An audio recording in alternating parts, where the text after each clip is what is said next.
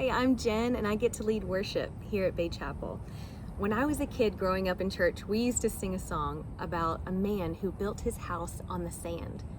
And when the rains came down and the floods came up, the house on the sand went splat, and we would make it super dramatic. And then we would sing, but the wise man built his house upon the rock. And when the rains came down and the floods came up, the house on the rock stood firm. I bet you probably have people in your life, some friends, family, coworkers, that are building their house, their lives on the sand.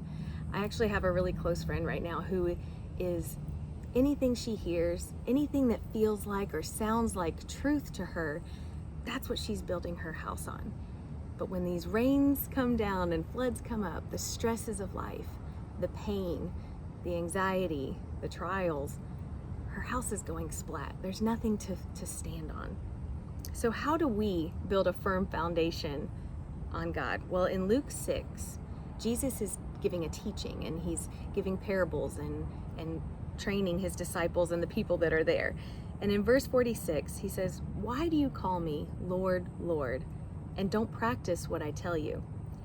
Everyone who comes to me, listens to my words, and obeys them, I'll show you what he's like. He's like a man building a house who dug deep and laid a firm foundation on the rock. When a flood occurred, when the torrent burst against that house, it could not shake it because it had been securely built and founded on the rock." Jesus gives us 3 super simple instructions. Come to me, listen to my words, and obey them. Or another version even puts it into practice. And that's it. There was another song that I learned growing up. It was a Chris Rice song.